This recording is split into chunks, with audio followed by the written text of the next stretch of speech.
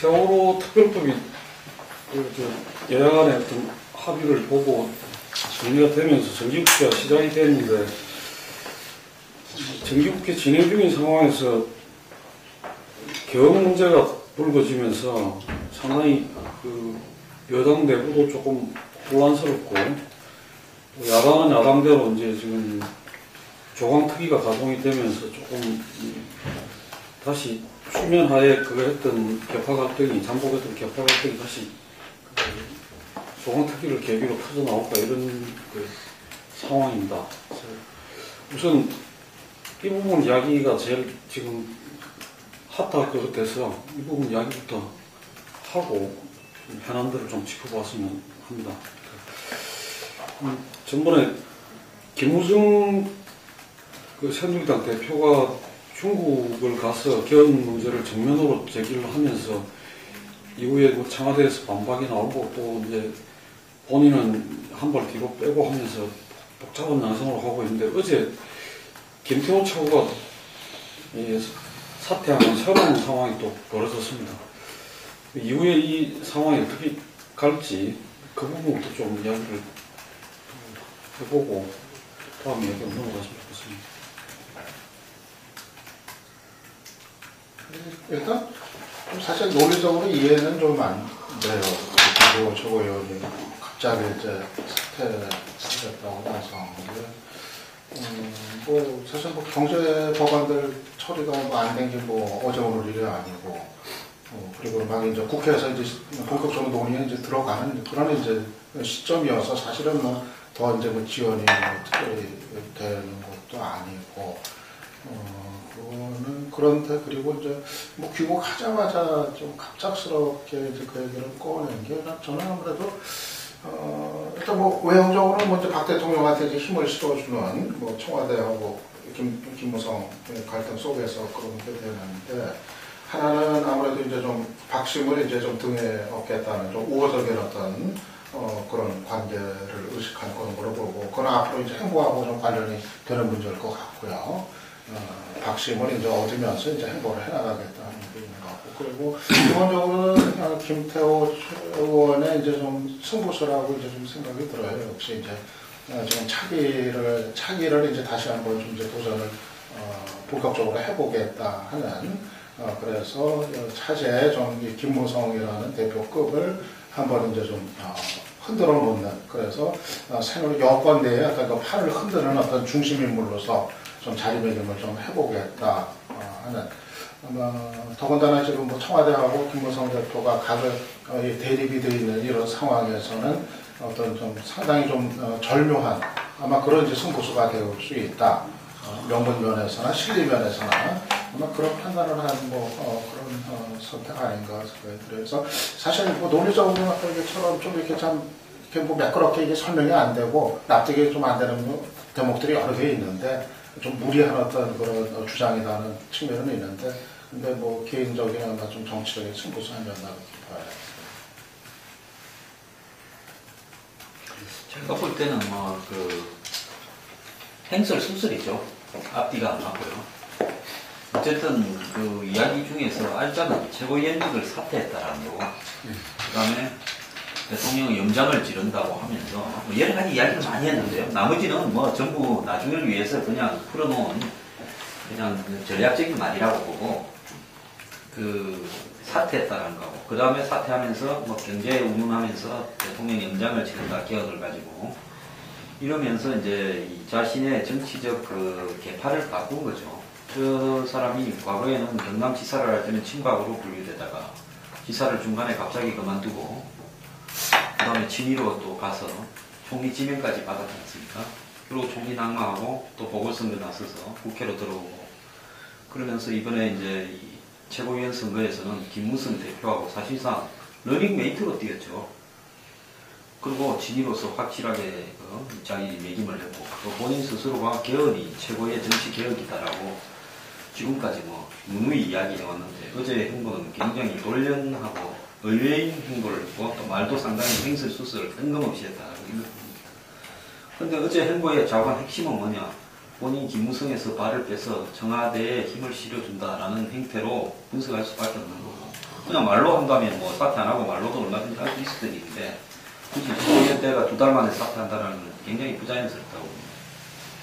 그리고 이제 저런 부분은 김무성 대표의 그 이원 집정부제 오스트리아식 그 개헌 발언 이후에 청와대가 이제 실수로 한 거 아니라고 본다고 경고를 하고, 김무성 대표가 또 거기에 대해서 뭐 다시는 안 하겠다고 그랬지만 단서를 달고, 또 공무원 연금에서 또 이 시기를 가지고 청와대와 대립하고, 이런 양상에서 전체적으로 청와대가 김무성 대표가 당 대표가 될 때까지는 거의 청와대가 서울시장 선거, 국회의장, 그 다음에 당 대표에서 손을 놓고 무기력하게 걸려왔다고 볼 수 있다고 봅니다.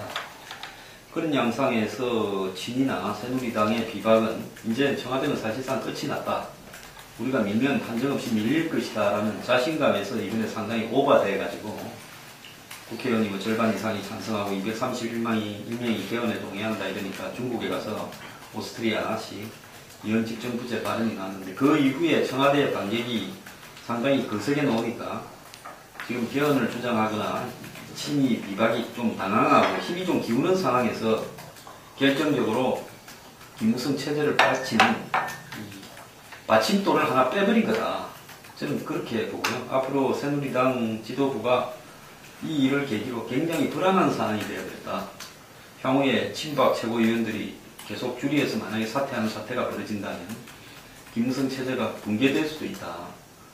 그런 부분에 대해서 지금 이 말을 듣고 조용히 따라오든지 아니면 뭐 지도부 교체를 하고 우리도 강수를 두겠다라는 그런 어떤 김무성 대표의 행동을 굉장히 제약하는 수가 났다 이렇게 봅니다. 또 이때를 전후해서 김문수 혁신위원장은 자기는 개헌이 필요 없다라고 나오고, 홍준표 경남지사도 이 개헌 논란에 대해서 비판적인 입장을 견지했다. 그러니까 이 비주류 범연합을 만들어가지고 박근혜 이 대통령을 포위하려고 하던 김무성 대표의 계획이 지금 이 포위 전선에서 균열이 생기고 이탈자가 속출하는 상황 속에서 결정타를 김태호가 가했다. 저는 그렇게 해석을 합니다. 여기 다시 투자한다 비슷한 시각 공유하는데요. 정치인의 움직임이 정치적일 수밖에 없지만은 이번의 경우는 대단히 정치적인 행보였다. 직접적인 말은 못 들었지만 대변이 브리핑한 내용을 중심으로 봤을 때 정말 맥락이 전혀 이렇게 맞지 않는 이야기, 처음에 경제 이야기 했다가 개헌의 필요성을 또 강조했다가 대통령한테 연장 드린다, 그래서 그만둔다라고 하는데, 경제 활성화 법안을 맨 나중에 다시 강조했어요. 그러면은 책임진다면 국회의원이 그만두는 게 맞지 않겠어요? 왜 최고위원 그만둬요? 최고위원 그만두는 것은 직접적으로 남아 이제 김무성 대표에 대한 이제 맞서는 그런 내용도 되는 것 같은데요. 동시에 저는 그 김문수 지사, 김문수 혁신위원장도 이번 움직임도 대단히 정치적인 움직임이었다라고 봅니다. 물론 개헌에 관한 입장이야 과거부터 김문수 위원장은 현 체제를 옹호하는 그런 입장이었다는 걸 알고 있지만, 그럼에도 불구하고 개헌 문제가 이렇게 많이 논란이 되고 있는 가운데 본인이 두세 번 연거푸 이렇게 중요한 시점을 제기하는 것, 본인의 정치적인 입지를 위해서 했던 사람을 봐주는 가운데 여건이 여러 가지 좀 불안한 상황을 보이고 있습니다.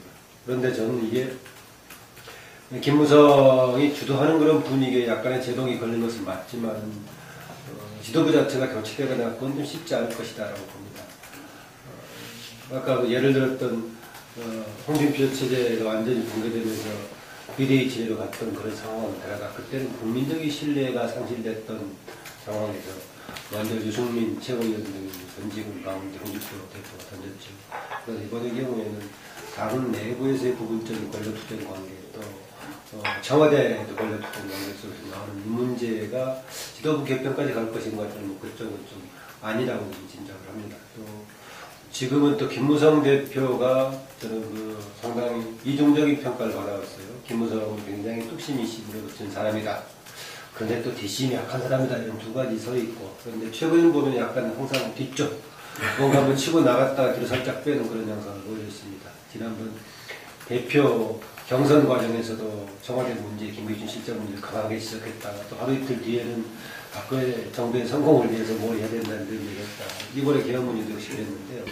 저는 이걸 어떻게 해석했느냐. 박근혜 스타일의 그 권력, 박근혜 대통령 체제에서 본인이 할 수 있는 정치적인 방식 아닌가 좀 그렇게 보는데요. 제가 이 이야기를 꺼낸 이유는 김무성의 리더십이요, 오히려 그동안에 본인이 했던 방향으로 강원 왔다 갔다가 아니라 경우에 따라 이렇게 방향이 정리가 된다면 뚝심으로 밀어붙이면서 다 방향 다시 정리될 가능성도 있다. 그렇게 봅니다. 우리가 독불장군은 미래가 없다라는 걸 와이즈가 이제 이해창 총리한테 던졌죠. 근데 우리가 87년 그 민주화위에 직선 대통령 이후에 보면은 그 현직 대통령과 집권 여당의 그 대표 혹은 대선 후보가 서로 그 부딪혀가지고 그다음 정권 재창출이 된 케이스가 없는 것 같아요. 대체로 부딪혔을 때는 오히려 이렇게 패배하는 이런 모습들이 이제 그 되어왔고, 김무성 대표는 어쨌든 보수 정권 재창출을 갖다 내걸고 보수 혁신을 이야기하면서 당대표를 됐는데, 지금 중요한 거는 김무성보다는 박근혜 대통령이 김무성 체제 자체를 갖다가 못 견뎌한다 라는 부분들이 중요한 측면이라고 보여지고, 그런 부분에서 뭐 처음에 당선돼서도 그렇고 그 다음날 청와대 가서도 뭐 풍무동주다, 우리는 한 배를 탔다, 뭐 이런 공동운명체를 갖다가 강조했지만 뭐 그 부분에서 동의하는 사람들은 거의 없고, 오히려 오월동주의 성격, 저가의 동침에서 이 부분들이 이 차후에 어떻게 될 것이냐, 그때 이야기 나왔죠. 3개월 안에 김무성 체제는 무너질 것이라는 게 사실 친박들의 막 기대 반이었다고 이야기할 수 있는데, 지금 100일이 지났지만 여러 평가가 있지만 친박 내에서도 뭐 대체 무난했다, 3개월 지난 거죠. 예를 들면 무난했다 이런 평가가 오는 시점에서 어제 그 김무성 측근하고 이야기를 해보니까 그 친구 말이야면 전혀 상하이 그 개헌 발언은 준비되지 않은 것이었다. 김무성 특유의 그 이렇게 뭐 좀 뭐랄까 좀 가벼움이랄까요. 뭐 그런 부분들이 이렇게 기자들한테 말려버린 거다. 뭐 이렇게 이야기를 하는데, 그 뭐 내부적으로는 계속 그 부분들이 개헌이고 개헌토를 했을 때 구체적으로 이런 부분들은 저는 상당히 논의가 돼 있을 거고, 그것이야말로 이 현직 대통령의 그런 견제와 그 부분을 좀 벗어날 수 있는 이 방법이 아닌가, 이렇게 아마 생각도 좋은 것 같아요.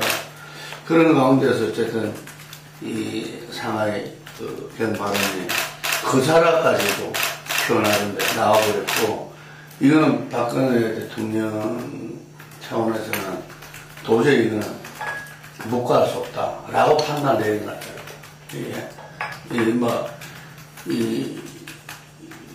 윤두현 그 홍보 수석이 아마 그런 이야기를 실수라고 볼 수 없다는데, 뭐 윤두현 수석이 알다시피 언론 출신이고 그 세게 놓고 한 사람도 아닌데 그런 발언을 한 거는 이제 윗분이 지침을 받아서 분위기를 잃고 그렇게 했다고들 하는데, 그래서 금방 말씀하신 대로 김무성 체제의 어떤 변화는 불가피하다. 근데 이게 어떤 방식으로 간직될 거냐, 그 부분에 김태호는 나름대로 자기가 읽고, 예를 들면은 감행한 거죠. 이 친구는 보면은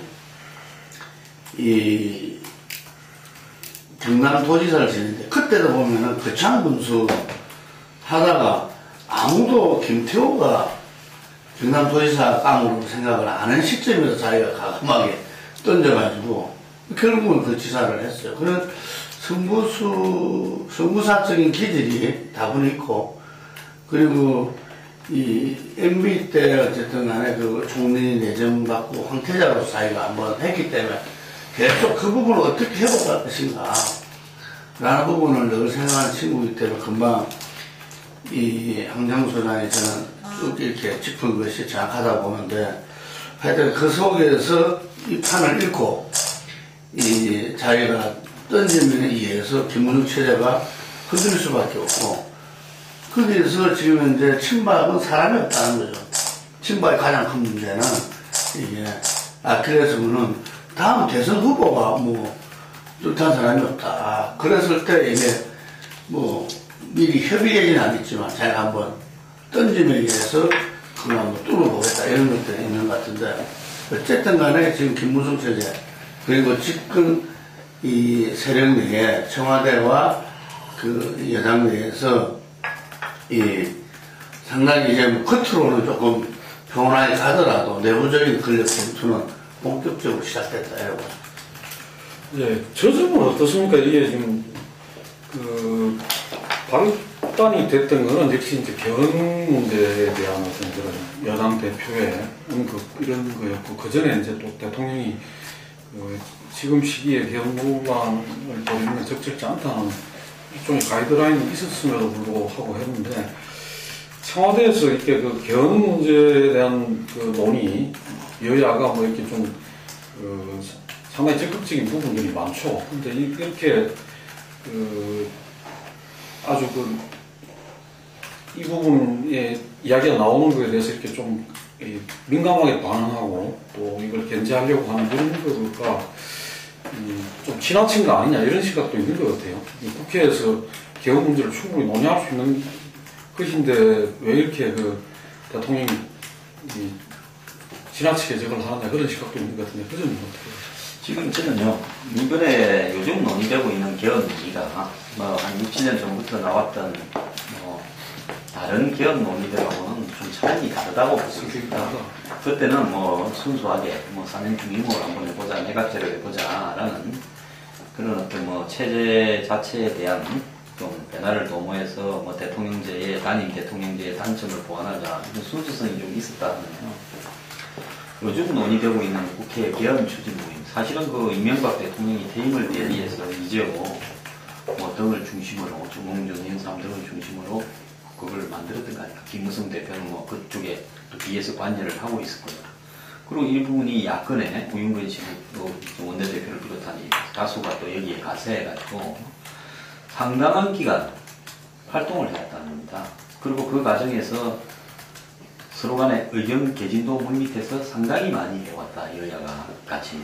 그래서 이 부분은, 그리고 여기에 이제 자신들에게 동감하는 학자를 끌어들여서 상당한 논리를 세워놨다. 그 물밑 합의의 내용이 뭐냐? 오스트리아식 이현직 정부제다라고 저는 보고 있습니다. 그건 결국은 1, 2당이 정쟁을 갖다가 이념 대립이나 이런 걸 제한하고 중도를 넓히자는 핑계하에 대통령은 국민들이 보면 대통령 87년대에서 이 개헌 체제에서 헌법 체제에서 핵심은 국민들이 대통령을 직접 뽑는다는 거예요. 저는 이게 한국 사회에 가지고 있는 영향이 굉장히 크다고 보고 있습니다. 그런데 이 부분을 대통령은 그 외치 그러니까 국방하고 외교만 해서 형식적인 사람으로 하고 실질적으로 국회에서 총리를 뽑고 또 장관들도 국회에서 정하고 또 1, 2당이 연정으로 나눠 가지자라는 이런 성격이 포함되어 있는 개헌을 내놨다고 봐요. 근데 박근혜 대통령은 개헌에 대한 입장이 어떻느냐. 2012년 11월 초 안철수 의원이 문재인과 단일화에 들어가던 점에 친위 세력들이 다 들고 일어나서 이재호부터 심재철까지 다 뭐라 했는가 하면 임기를 1년 6개월인가 단축하고 그 다음에 분권적 대통령제를 받아라.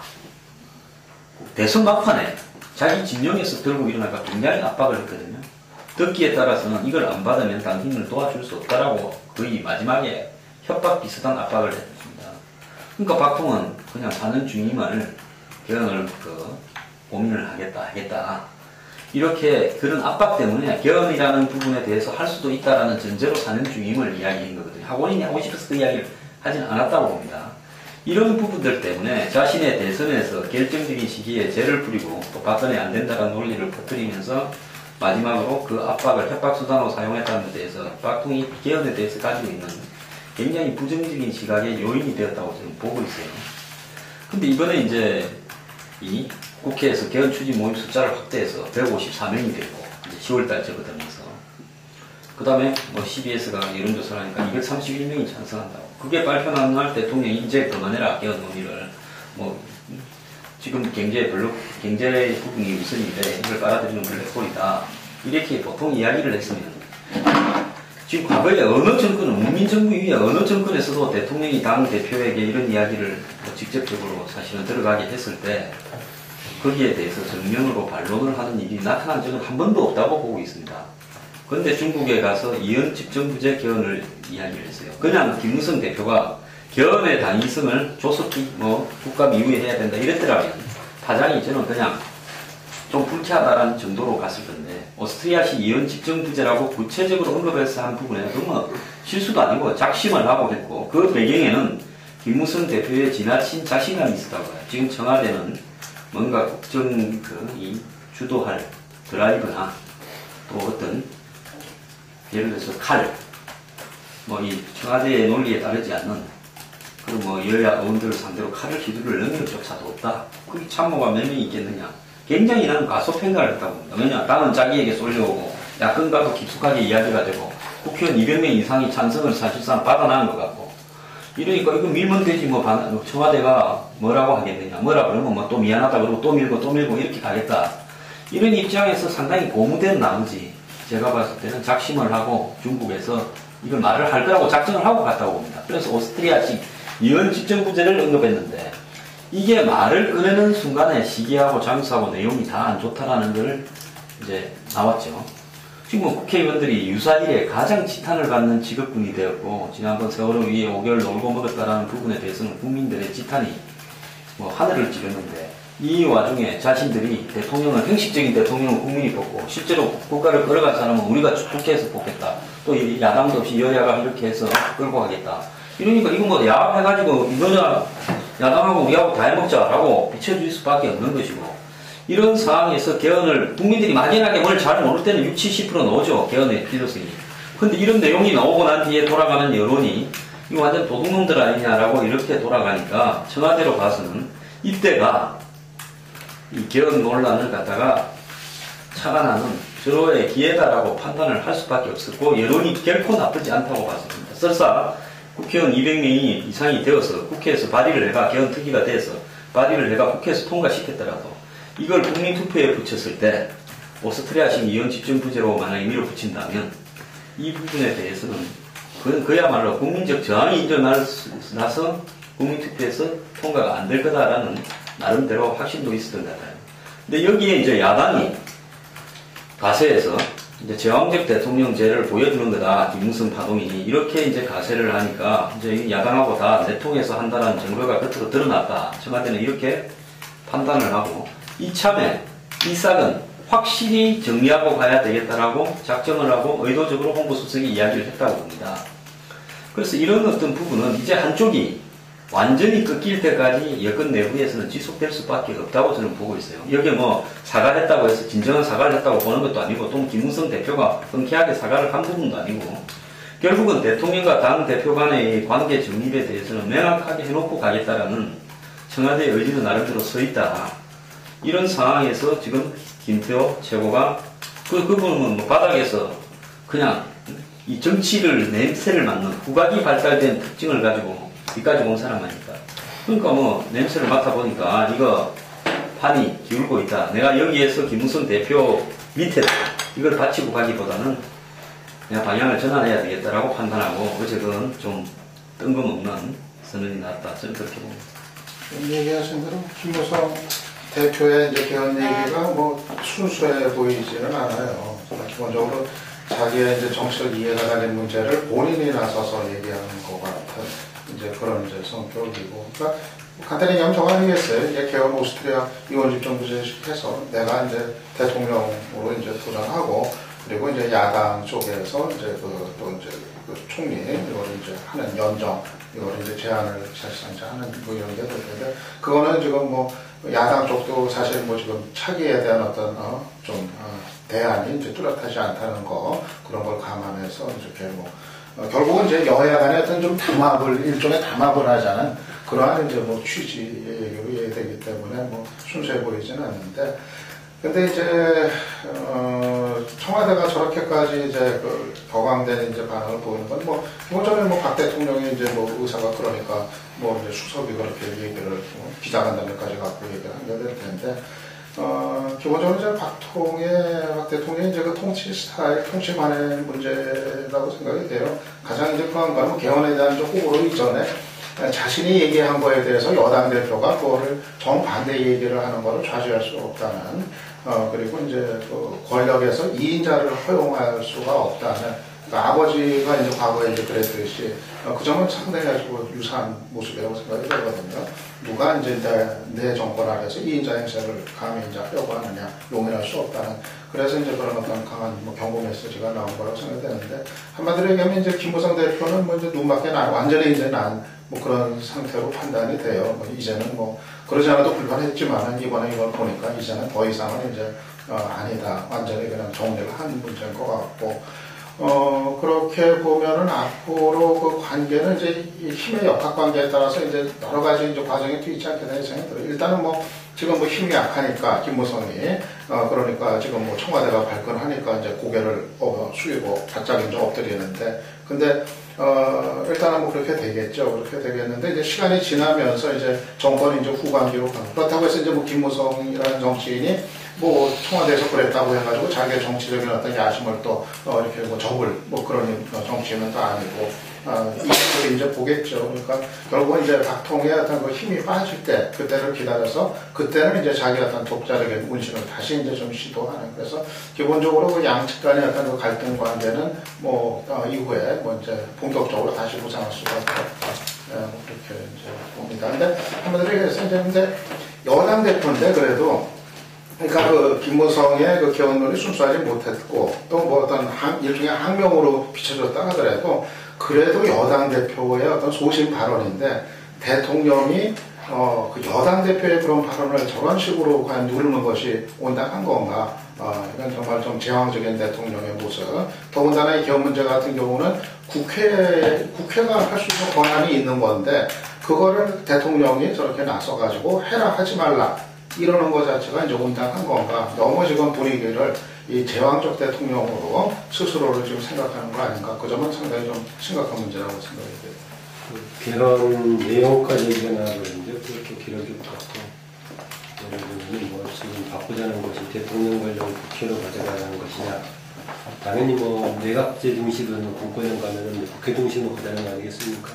정치학적인 전문 용어는 사실상 대통령 중심제, 국회 중심제 이런 해석이 이제 가능한데, 실용적으로 이제 내각제니 내각 책임제를 쓰고 있는데, 굳이 그렇게 본다면은 황당한 대통령 5년 집권하는 것하고 나중에 국회의원들이 집권하는 것하고 어느 게 나으냐, 그런 평가가 충분히 가능하다고 봐지고, 또 이게 그 바꾸자는 방향은 단지 1차적인 것은 물론 대통령 중심이냐 국회 중심이냐 초점이 있지만, 또 하나는 국회 중심으로 갔을 경우에는 국민 여론에 대해서 반응할 수 있다는 것이죠. 책임성을 부여할 수 있고 뭐 이런 과정들이 있는데, 하여튼 논란은 제기한다고 하더라도요.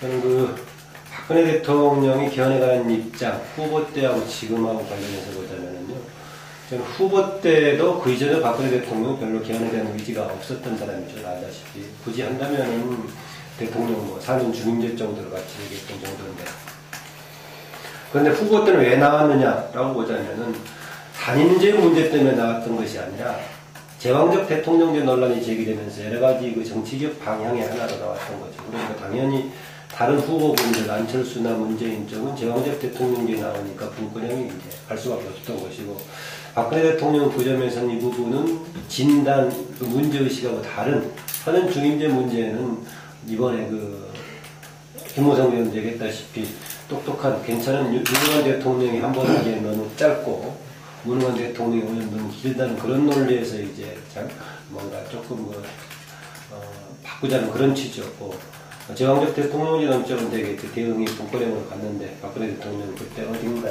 세분에 관해 생각할 때만 해가지고 제가 당시 평가를 했던 적도 있는데, 하여튼 뭐 사진 중임제를 냈어요. 그런데 이번에 황 소장이 저를 지적했는데 갑자기 얘기하는 것이 아니라 홍콩 민주화 시위가 연예계로 활동을 하는 것이 아니라 여러 가지 맥락이 지나갔는데 그러면 이번이 이전에 그 개헌의 문제 제기하고 이번하고 좀 질적으로 다르냐, 이번에는 뭔가 정치 전략적인 강화냐, 뭐 그렇게는 보지 않습니다. 어느 시대든가 제도의 개편이라는 것이 정치적인, 정치 권력적인 동기가 뭐 개입되기 마련인데, 이번에도 강하게 나온 것 중에 하나는 계속 그동안 이게 누적되면서 확산됐다고 저는 말입니다. 야당의 경우도 아까 우영근 원내대표 나왔습니다만은 본인이 오래전부터 책으로까지 내갖고 그렇게 되어 있는 상황이고, 야당이 지금 현재 내부적으로 가지고 있는 뭔가 유리된 이상한 구조, 상부 권력 구조, 패권 구조하고 내부 지지 개방 유리된 이런 문제 등을 봤을 때 결국은 여러 가지들이 현재 대통령제에 있다라는 것을 많이 지각하고 있는 상황에서 아마 특히 야당은 정부 권력 구조의 개편을 심각하게 믿고 있는 상황에다가 여당에서는 이종우 의원을 중심으로 계속 논의를 해왔던 것이죠. 이것만 논의한 게 아니라. 거기다가 박근혜 대통령이 들으면 어떻게 평가하려고 모르겠지만 박근혜 대통령의 지금 지배체제를 바로 보면서 현행 대통령제가 그건 안 되겠구나 라는 것을 느끼면서 나왔다는 점에서 좀 다를 수 있는 건 모르겠지만 이전하고 질적은 다르다라고 좀 보기 어렵고 누적되면서 거기에 대한 공감이 확산된 결과다. 그것도 바로 지금 대통령 6일날 이 문제에 대한 수석비서를 발표했던 것이 바로 하루 이틀 전에 노컷뉴스에서 아까 249명 조사에서 바로 발표했던 그 시기, 또 우영근 원내대표가 여러 가지 얘기하는 가운데 그런 질문, 또 그 전에 마치 혁신위가 뜨자마자 그 문제가 제기될 수밖에 없었죠. 이전에 그 당 대표 경선 때 새누리당의 과제는 뭐였느냐, 뭐 누구나 공히 얘기했다시피 여당의 입지라는 것이 과연 뭐냐, 여당의 존재감 자체가 없으면서 어떻게 할 것인가 라는 것이 내가 나왔고, 서청원 대표 후보, 김무성 후보 등이 그 관점에서 약간의 좀 온도차이를 보이는 대응 방식이었는데, 그러면 이후 이 시점에서 새누리당의 혁신 과제는 뭔가 보수 혁신이라는 용어를 던지긴 했지만은 그제 된 혁신의 동기가 분명하지 않단 말이죠. 만약 이전의 연장선 속에서 한다면은 진영 대립의 문제, 또 여당의 역할의 문제, 그러면 결국은 다시 정부 권력 구조로 갈 수밖에 없지 않느냐라는 것이 여기저기 쏟아졌고, 그게 김문수 혁신위원장한테 던져지니까 그것은 빼고 논의한다 이렇게 나오고, 김무성 대표도 비슷한 얘기를 같이 하고 있었는데 그 무렵 이제 노컷뉴스 조사에서 발표했단 말이죠. 저는 이런 상황으로 봤을 때는 이게 뭐 특수한 전략적이고 상황이 이렇게 확산되고 심화됐다, 필요성이라는 거고, 당청 관계가 당연히 맞물려 있는데 역대 이렇게 봤을 때 대통령이 이런 문제 제동을 걸었는데 여당 대표가 맞서는 경우가 있었느냐라는 것이 지적하셨는데, 이렇게 공개적으로 본인이 그 당의 제왕이라는 입장에서 당신을 얘기하면 안 돼 라고 말한 또 대통령이 있었느냐 라고 또 좀 보기 어렵단 말이죠. 그 점에서는 대통령 명령이 먼저 국회에 대한 압박과 제동을 걸고 거기에서 이거 실수했던 뭐였던 튀쳐나온 상황을 인식하는 게 맞지 않나 그렇게 봅니다. 지금 그 당정청 관계에서 집권여당 김무성 대표의 파트너가 비서실장이 아니고 지금 정무수석이라 그러거든요. 이게. 그러니까 이 자체가 예를 들면 자기 수석하고 동격으로 집권여당 대표를 바라보는, 이게 금방 여러 차례 지적했던 제왕제 대통령으로서 박근혜 대통령의 근본적인 문제 아니겠는가.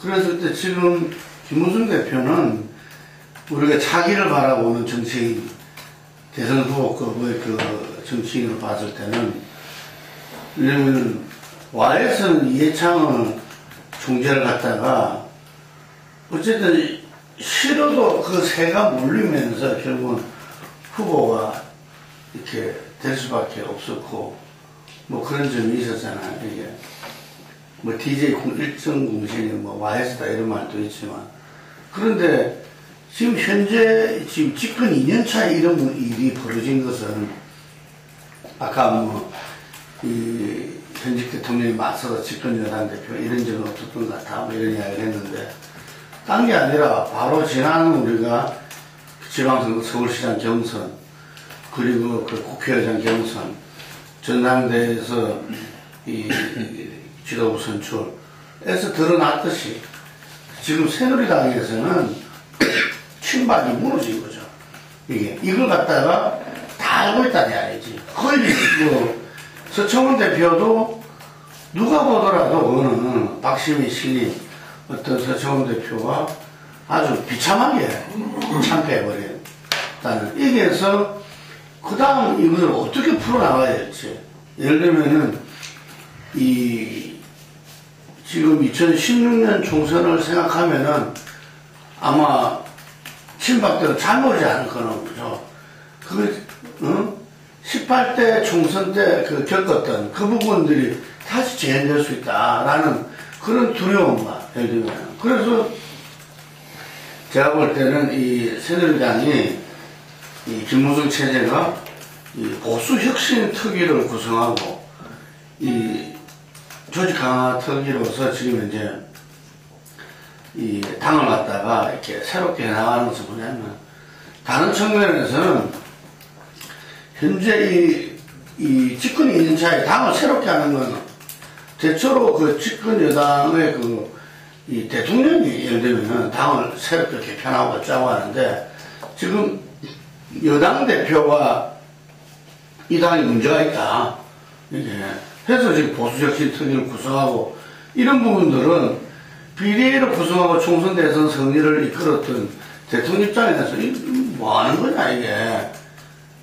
결국 저는 봤을 때 이 김무성을 중심으로 한 비박 세력과 이 친박은 지난 총선 대선에서는 총선 때도 진짜 간당간당했죠. 예를 들면 김무성 대표를 공천 탈락시키는 낙천시키는 바람에 이게 만약에 탈당하고 나갔으면 그 결과가 어찌 됐을지 모르는 거죠. 이게 대선까지 어찌됐지 왔는데 이제는 아마 더 이상 좀 양립할 수 없는 단계인데 그것이 2016년 가서 겪을 수는 없다고 저는 판단을 한 것 같고, 그래서 올 정기국회가 끝나고 뭐 야당은 야당대로 내년 초에 전당대를 가지고서 여러 가지 움직임이 있겠지만 여당은 여당대로 지금 김무성 대표는 자기가 아니다라는 부분 들어갔다 너무나 명백하게 지금 온 국민이 다 알 정도로 지금 사인을 보냈기 때문에 저는 여당의 재편도 한번 생각해 봐야 된다.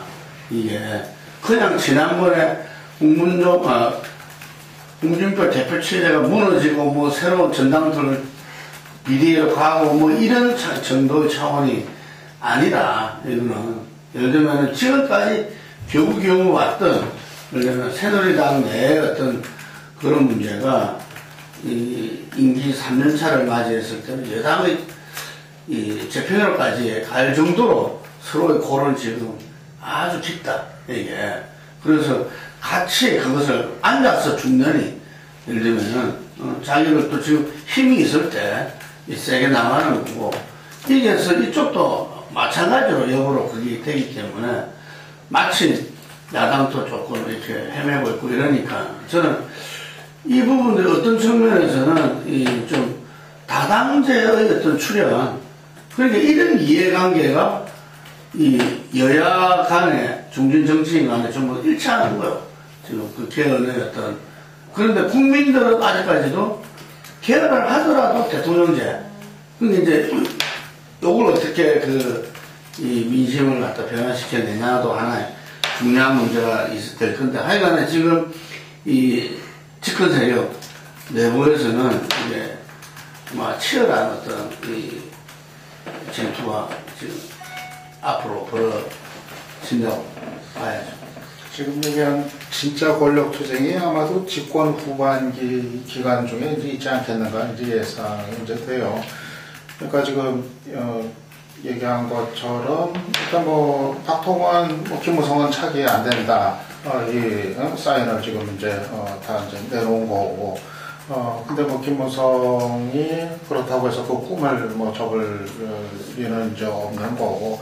일단은 지금 힘이 약하니까 지금 이제 엎드려 이제 있다가, 정말 집권 후반기 들어서 이제 박 대통령 이제 힘이 좀 이제 약해졌다 판단되는 시점에 자기가 한번 이제는 좀 자기 목소리를 내고 독자적으로 운신을 해볼 만하다 판단되는 시점에 아마 그때 김무성 입장에서는 결국은 승부수를 또 이제 던질 수밖에 없는 거 아니겠는가. 차기로 가기 위해서는 당내에 어떤 그 세를 규합을 해가지고 어떤 건이 있을 때 과거에 뭐 YS가 뭐 차기를 얻기 위해 가지고 노태우한테 이제 한번 이제 그런 어떤 승부수를 던진 적이 있었듯이 그때 뭐 성경 관련 뭐 이제 뭐 그런 거 해가지고 이제 이겼었죠. 그때 그런 식으로 해서 어떤 그 사안을 놓고서 한번 힘겨루기를 해가지고 결국 그 힘겨루기에서 박통이 이기면은 김무성은 이제 죽는 거고, 반대로 김무성이 이기면은 박통의 이제 레임덕이 아주 이제 깊어지면서 김무성은 이제 또 앞으로 이제 자기의 길을 이제 갈 수가 있게 되는 거고, 그 과정에서 지금 얘기한 것처럼 새누리당의 분열의 가능성은 상당히 있다고 봐요. 그럴 경우 아마 새누리당 내가 급격히 이제 요동칠 가능성이 있단 말이에요. 그러니까 친박하고 이제 비박 간의 어떤 그 균열, 분열 이런 게 상당히 격화가 될 가능성이 이제 있고, 정말 당을 따로 하느냐 마느냐, 쪼개지느냐 마느냐, 아마 이러한 분위기까지 연출이 될 가능성이 있어 보이는데 모르겠어요. 근데 그렇다고 해서 과거 보면은 이 보수가 더군다나 이제 중요한 집권 후반기면 결국 이제 대선 앞두는 시점이 될 텐데, 그런 어떤 선거를 앞두고서 과연 당을 쪼개느냐, 보수는 좀처럼 이제 그렇지 않기 때문에 거기까지 갈까는 좀 의문인데, 아무튼 상당히 심각한 어떤 균열과 분열의 과정, 권력 투쟁의 어떤 본격화 과정, 이런 건 아마 한판 좀 이제 거치지 않겠나 예상을 합니다. 그 심각의 구심점이 살아있나 모르겠어요. 앞으로도 좀 있을지 저는 걱정입니다. 그 다음에 저는 박근혜 대통령이 비대위를 통해서 만들어놨던 당을 김무성이 힘들고 새로 만들려고 하는 것에 대해서 너무 불쾌하고 용인하기 어렵다라고 말씀하셨는데, 저는 그건 아닌 것 같아요. 박근혜 대통령이 선거용으로 썼던 새누리당 이름만 남아서 없어진 거 아닙니까? 비대위원장은 대통령이 됐고, 간판도 써먹었던 사람들은 자기들 잘못했다고 하면서 바꾸다 김정일, 이상돈 등 다 이미지용으로 써먹어서 나가 있는 상황이고, 다만 이제 원내 의원들의 압도적인 다수가 친박으로 되어 있는데 차기 미래 권력 구심점이 없다 보니까 급격하게 사실상 이게 이완되거나 와해된 그런 상황인 거죠. 최근에 그냥 홍문종 전 사무총장 정도만 그나마 조금 힘이 있어 보이는데 홍문종을 내버리 그럴 정도밖에 없다 보니까 저는 약점중에 하나는 그게 없다라고 봐지고요. 김동구 대표가 처음에 그런 진단을 했죠. 역사적으로 봤을 때 대통령에 맞서가지고 정권 재창출에 성공한 적은 없다, 후보가. 그말도 동시에 맞기도 한데, 정권 초중반기에 대통령한테 맞섰던 사람들이 대부분 마지막에 대통령 후보가 됐다는 거죠. 대통령과 같이 갔던 사람이 나중에 대통령 후보가 됐던 것이 아니라, 물론 막판에는 뭐 수동적이든 뭐든 간에 대통령하고 같이 가야 후보가 되는 것이지만, 초중반엔 되게 대통령이 해주기 싫었던 사람들이 갔다. 예컨대 노태우도 전두환을 해주기 싫었던 사람이고, YS도 노태우가 해주기 싫었던 사람이고, 그 다음에 노무현의 경우도 초반에 서천년 민당 쪽에서 노무현 해주려고 했던 건 아니고 등 과정을 봤을 때 초반에 권력 투쟁하고는 좀 다른 면이 있어서 좀 그것은 좀 두고 봐야 될 것 같고요. 아까 제가 김무성의 정치적인 스타일을 어떻게 볼 것인가, 뭐 상반된 평가도 있다라고 봤는데, 제가 그런 얘기를 했죠. 박근혜 대통령의 스타일에 적응하는 그런 태도로도 보여진다. 이미 여러 가지 기록들이 나왔지만은 박근혜 대통령이 당을 대표하고 또 미래 권력에 서 있을 때 특임장관 임명이라든가 아니면 원내 대표 내부 내락 과정에서 보면 정말 황제가 밑에 부하한테 하듯이 하면서 참고 가는 그런 방식의 이제 경험을 했었는데, 오히려 그걸 바꿔가는 과정 속에서 본인이 강원 전략을 하는 거 아닌가.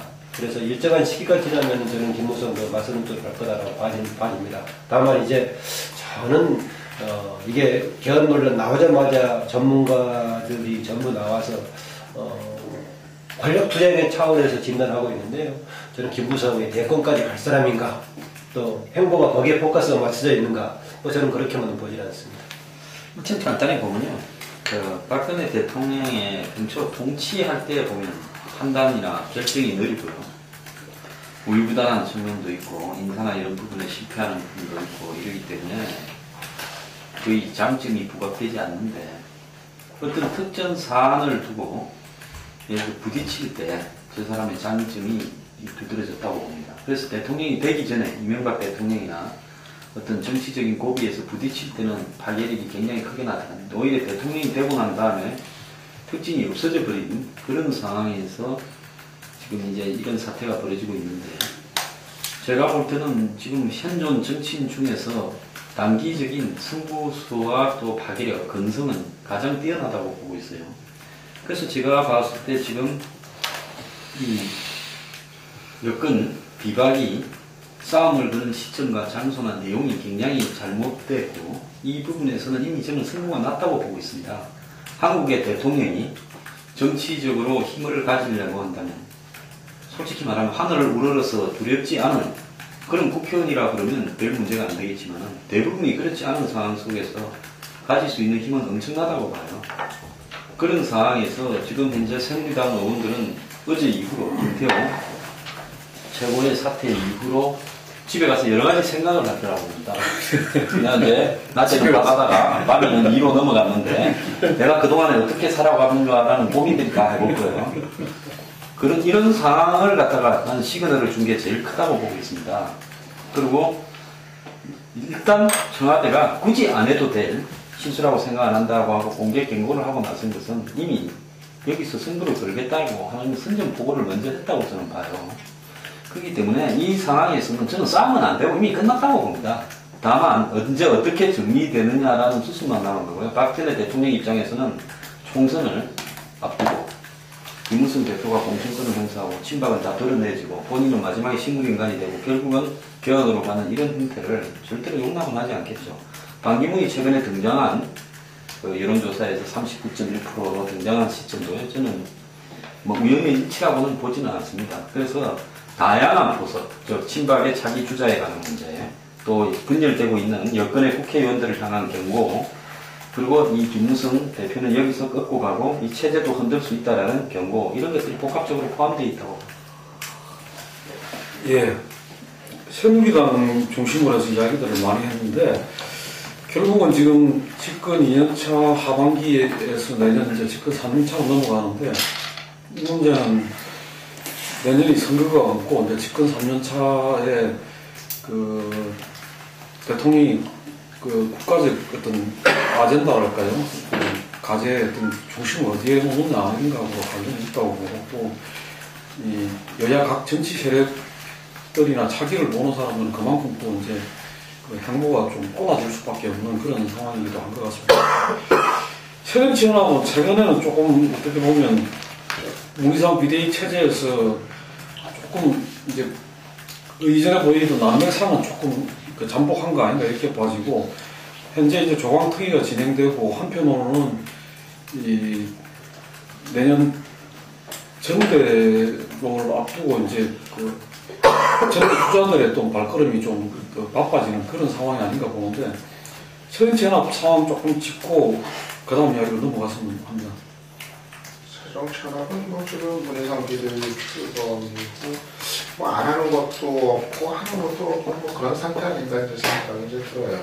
그러니까 일단 이제 뭐 최악의 상황은 이제 면한 거죠. 뭐 당이 정말 분열이 돼서 쪼개질지 모르는 어떤 최악의 위기 상황. 일단 그거는 어쨌든 간에 불을 끄고 이제 수습을 일단 한 거고, 당이 좀 이제 조용해졌으니까 뭐 수습은 일단 이제 된 건데, 문제는 지금 이대로 가면은 그냥 새정치연합은 지금 과거 문제, 그 많은 문제들을 안고 있었던 그 상태 그대로 이제 계속 갈 수밖에 없는 상황이라는 거. 거의 뭐 그거는 기정사실화되는 분위기인 것 같아요. 그러니까 당을 어떤 좀 변화시키거나, 예를 들어서 뭐 개파주의를 뭐 청산한다든가, 당의 여러 가지 혁신을 가져온다든가, 네.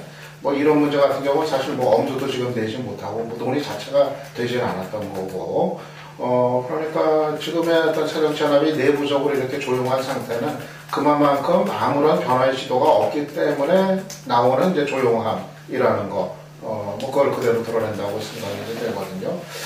사실은 그 비대위의 그 정치적인 한계라고 봐요. 그리고 새정치연합의 그 정치 리더들의 어떤 그 정치적 한계라고 이제 보는데, 사실 개파 수장급 인사들이 모였으면은 그에 걸맞는 어떤 큰 틀의 어떤 변화의 모습이 사실은 있어야 되는 건데, 당장 개파 수장급 인사들이 모여가지고 뭐 문재인, 정세균 뭐 등등 이렇게 모인 자리에 거기서 정말 개파를 청산하기 위한 어떤 실천적인 선제적인 자신의 어떤 결단, 의지 같은 거 이런 거 하고 그런 게 어떤 비대위에 참여하지 않은 뭐 다른 뭐 김한길이나 안철수나 뭐 등등 이런 쪽에까지 다 이제 좀 울림 현상이 이제 빚어지면서 좀 뭔가 그런 어떤 전기를 마련하려는 이런 모색이 있었어야 되는데 뭐 전혀 누구도 그 얘기를 이제 꺼내지를 않고 누구도 나부터 개파를 안 하겠다 이런 얘기를 아무도 꺼내지 않고 결국 지금 이대로 해왔듯이 그대로 가겠다는 얘기거든요. 그러니까 결국 자신들의 어떤 그 기득권은 그냥 그대로 유지하고 지금 해왔던 방식대로 계속 가겠다는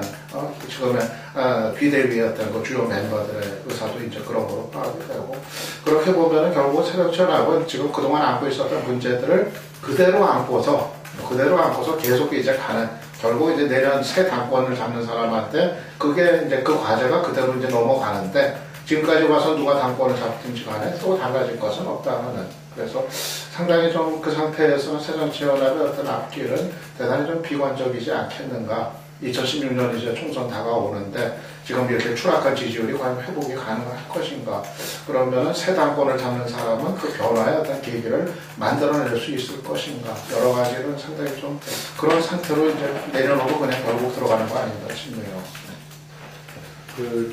두 개 같이 겹쳐있다고 봐주면 정기국회가 그동안 여러 가지 세월호 특별법 때문에 논란이 되는 끝에 지금 정기국회가 급격하게 진행이 돼서 일단 여러 가지 관심이 그쪽에 쏠릴 수밖에 없는 측면이 하나 있고 또 하나는 이제 지역위원장 조강특위 구성해서 지역위원장을 구성하는 것이 당의 세력 기반에 조정하는 것이기 때문에 치열한 권력투쟁이 있을 것이다를 분석했지만은 현실적으로 그게 권력투쟁을 통해서 조정할 영역이 이렇게 많지 않다는 말이죠. 되게 조금 쓸만한 유리한 지역들은 현역이 있는데 현역을 제끼고 누가 가져가기 쉽지 않고 또 지원자들 뭐 파독해가지고 할 그런 계제도 별로 있는 것도 아니고 해서 실제로는 예상하고 다르게 조합특위 구성을 통한 나머지 이제 과정을 모르겠어요. 하다 보면은 또 이제 말썽이 나는 한두 군데가 싸움 날 소절이 있지만 그 문제가 있어서 당장은 물밑에 가라앉을 수밖에 없다고 봐집니다. 그런 가운데도 정대철 고문을 중심으로 해서 부당 모임 같은 걸 만들고 있는데 이 역시도 전대를 통해서 결론이 났을 때 상황이 되는데 판단을 좀 할 것이 아닌가라는 그런 생각이 들고 제가 그런 지적을 최근에 어디 한두 군데서 했습니다만 새누리당에서 4대강 사업이 앞장섰던 사람을 당의 중심에 세울 수 없단 말이죠.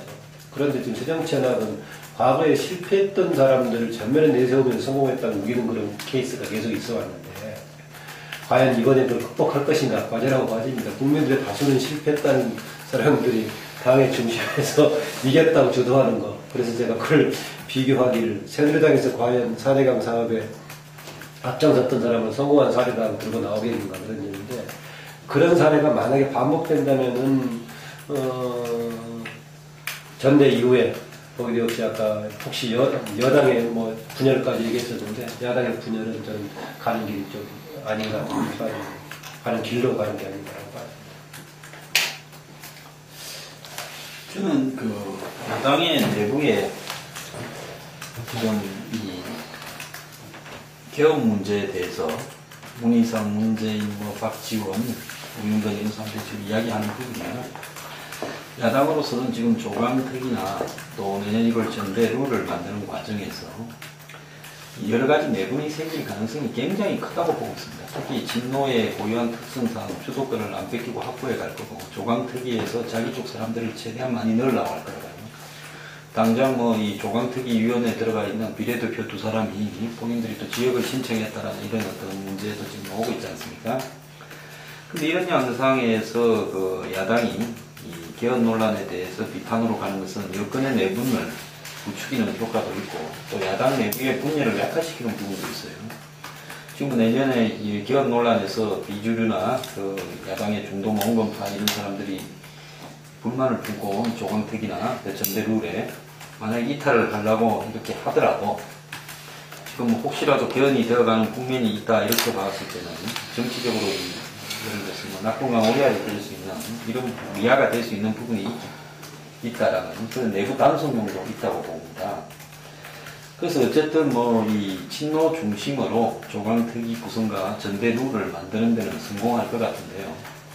그럼 여기에서 지금 제가 볼 때는 누가 야당 내부의 분열적인 요소에 대한 힘을 가지고 있는가? 제가 볼 때는 박원순 시장이라고 보고 있습니다.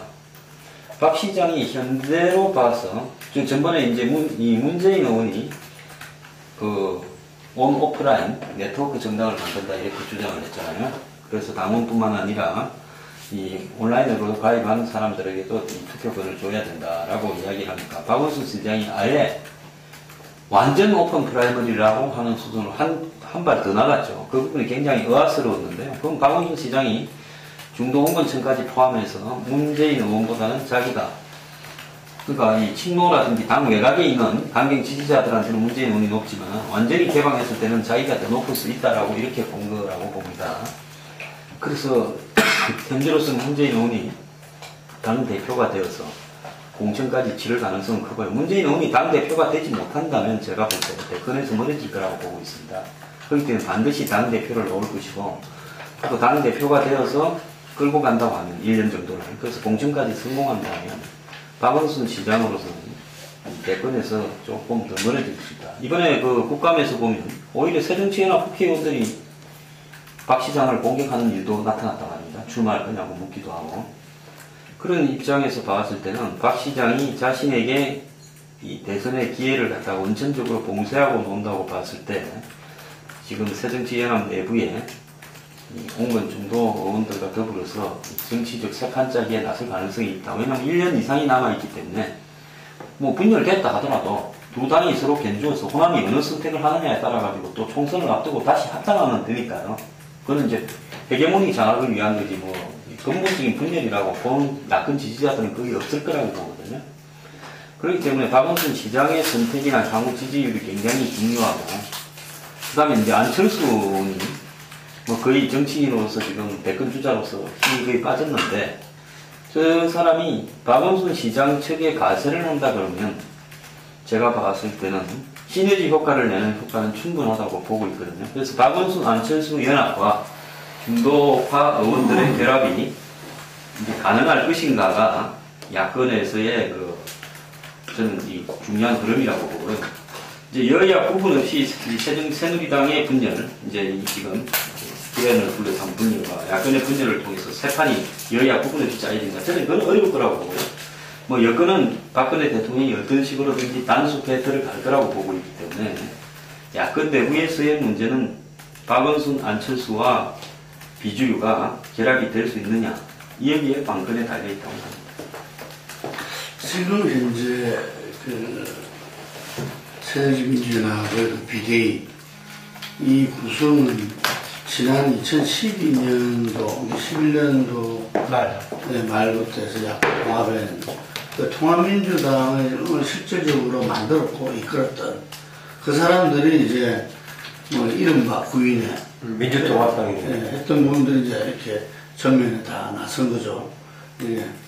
그런데 지금 민주당이 총선 대선 패배를 갖다가 분석하고 뭐 온갖 세미나와 이걸 통해서 봤을 때 딱 모아지는 공통점 하나는 어쨌든 개파주의의 부분이었고, 그 개파주의는 다른 말로 하자면은 어떤 이른바 친노의 어떤 개파주의의 문제의 해결, 이 문제가 이제 사실상 초점이죠. 이게 초점인데, 과연 이 문제를 이제 해결할 의사와 능력이 있는가, 이런 부분에서 이 정치인들이 자기 생명을 이렇게 유지해서 이렇게 돌아가는 시스템과 이 지금 그게 개파주의를 청산하는 문제가 부딪히게 돼 있다는 거죠, 이게. 그래서 자기들은 뭐 친노라는 개파 자체 존재부터 부정하는 사람부터 시작해서 아주 강범위한 존재, 개파주의로서 친노가 작동하고 있지는 않다면서 뭐 다 이야기를 해버린 거니까 작동하지 않는데 뭐 청산이라는 것은 있을 수가 없는 거죠. 그래서 지금 새정치민주연합이 자체적으로 그 문제를 해결할 수는 없다고 보는 거고, 그런 차원에서 오히려 더 현재의 이 조강특이라든지 어떤 이 당원 지금 확충을 갖다 해나간다는데, 그랬을 때 현재 많은 사람들한테는 12년 총선 대선의 악몽이 떠올랐을 겁니다. 이게. 그래서 당시의 어떤 공천 과정이라든지 전당대 경선 전당대에서 그걸 전부 다 피부적으로 전부 다 실감했거든요. 그렇기 때문에 제가 볼 때는 이번 전당대회에서, 내년 초 전당대회에서 룰 이렇게 한 과정에서도 여러 가지 문제가 부딪히겠지만, 결국은 지금 야당은 130석 규모의 어떤 자기들 파티를 계속 이렇게 유지해 나가느냐, 아니면 17년도에 어떤 이 정권 탈환을 갖다가 해낼 것인가, 이게서 선택을 해야 된다. 그리고 이 16년이 아니라 17년에 선택을 하게 된다면은 이 야당은 창조적 파괴를 해야 된다. 이게. 그럼으로써 아까 이야기했던 예를 들면 박원순, 안철수, 중도 이런 분들이 하나의 이렇게 세력을 이루고, 그 다음에 진보를 중심으로 한 세력을 이루어서 저는 당당하게 국민들한테 자기의 어떤 노선과 정책, 임무 갖다가 심판을, 평가를 받고, 그것보다 17년을 갖다 맞이하지 않으면 안 된다. 이게 같이 있으면은, 예를 들면은 항상 잘못되는 거야. 항상 비난과 비판을 받을 수밖에 없다. 몇몇 사람이 잘하더라도 또 그렇지 않은 부분도 언제든지 존재하는 거고, 지금 야당이 너무 스펙트럼이 이념적 노선 스펙트럼이 이렇게 넓다 보니까, 이게 도대체 누구 편이냐, 이게 전부 다 의문을 갖다가 할 수밖에 없고, 그러니까 우리가 말하는 야당의 고정 지지층들, 이게 지금 무너지고 있다, 그거 보여지거든요. 그래서 어쩌면 그 수술을 받는 과정은 아니겠는가, 이렇게 보여집니다.